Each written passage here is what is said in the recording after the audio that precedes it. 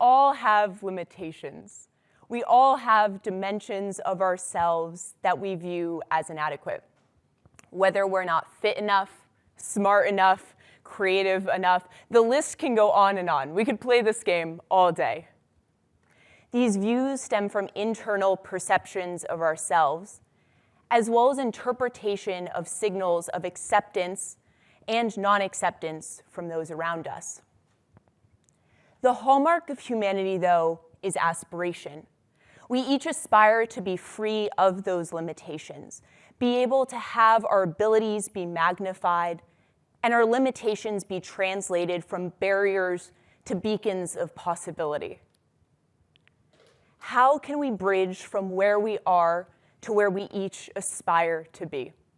Well, it's Women's History Month, so in the spirit of celebrating that and answering this question, let's look to some lessons learned from women's rights movements.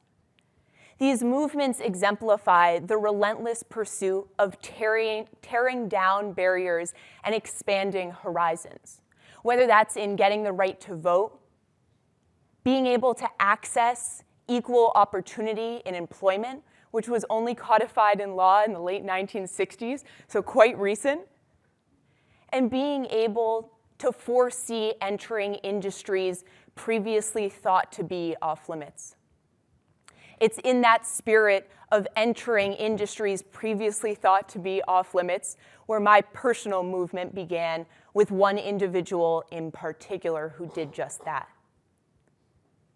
When I think of hope and aspiration and possibilities, I've come to realize that my life is grounded in recognizing that I grew up seeing the world through the eyes of a powerfully strong woman that didn't want me to ever feel small, except when it comes to referencing my surname because I am a small, Alexandra Small.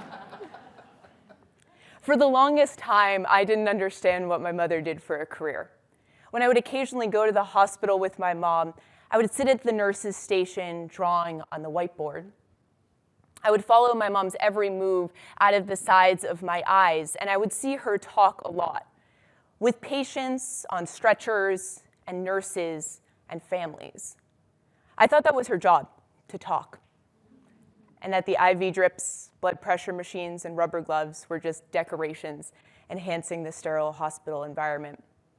I was told repeatedly, your mom is a special woman. Your mom is the smartest person I know. Your mom saved me. And I used to think to myself, well, I'm glad that my mom saved you, but it's not like saving you is as difficult as doing neurosurgery or rocket science. What I thought were just humorous expressions I'd heard used in passing conversation amongst teachers and family friends. But my mom is a neurosurgeon.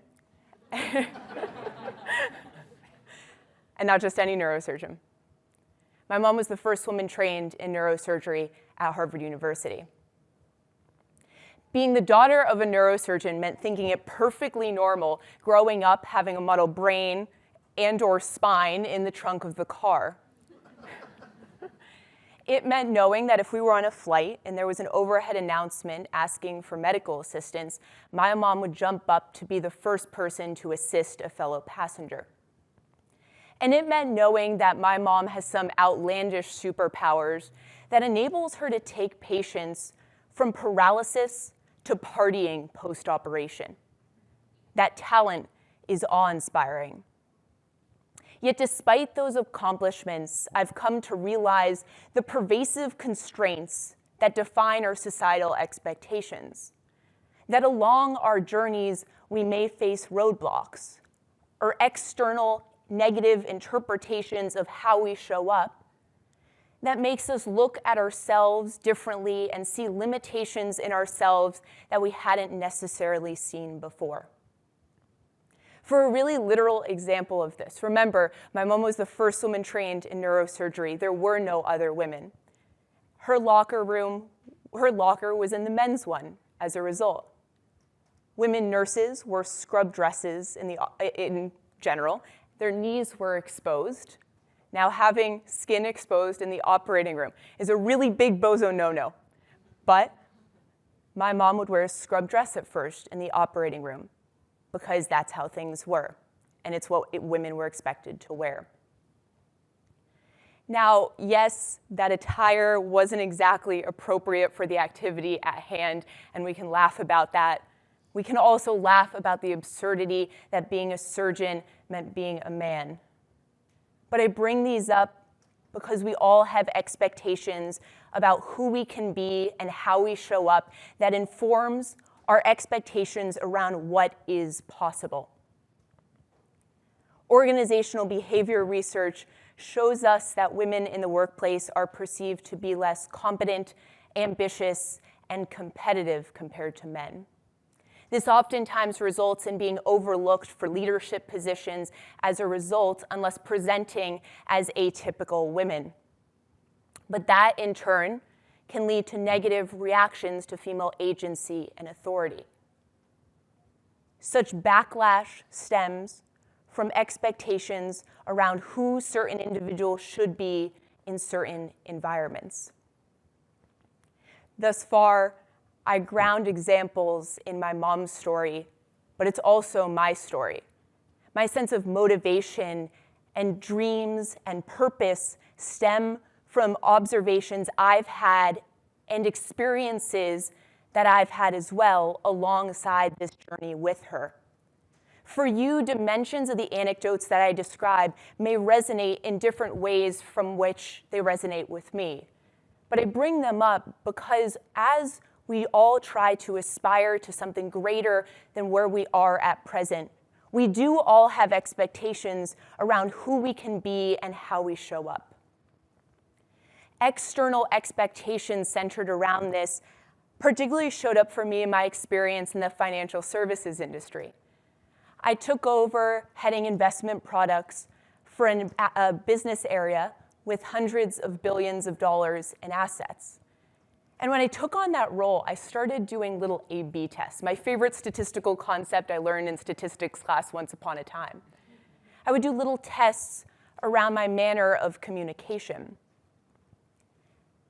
Why did I do that? I did that because, one, I did genuinely want to improve my communication skills, but two, I also needed to minimize the incidence of getting interrupted so as to be able to get my ideas across. So I ended up switching my communication cadence in meetings to be much more direct, and I would use very short and pithy sentences in order to make sure that I minimized the rate of getting interrupted and also had a chance to get my ideas across. And I laugh about that now, but unfortunately that's all too common. There's a lot of academic research around that amongst women in the workplace, but my favorite research study is out of Barnard and Emory, where researchers took a look at over 24,000 congressional hearings over 25 years and found that the rate of women politicians being cut off was higher than that for their male counterparts. But then, really fun fact and little commercial break, that rate actually doubles, that rate of interruption doubles when women's issues are being discussed. Now, really subtly, these external expectations even play out in really little ways around what we wear. Black, navy, gray, pantsuit, button-down, dress, the occasional Patagonia vest if we're getting really creative. Blend in, but don't stick out. Cater to a very certain definition of professionalism. And in that context, our notions of possibility are constrained, sacrificing what it means to be an individual in the process. It doesn't need to be this way, though. We can think of examples where individuals are encouraged to be their absolute best without needing to change the manner in which they speak, their preferred method / items of dress, and just show up as their ideal self. My former boss, Anthony, placed me in that role heading investment products because I need you to be you. In an environment where being me wasn't always welcome, Anthony demonstrated possibilities that I didn't know were actually options. Dr. Nick was that person for my mom. Who has that person been for you? How can we be that person for others.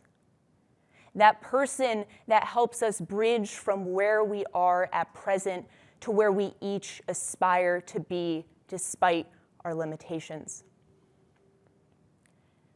The hallmark of humanity is aspiration. Put aside our preconceived notions of ourselves and others, recognizing the power that comes from having the patience and the immense curiosity about one another that can lead to journeys that were previously inconceivable. Thank you.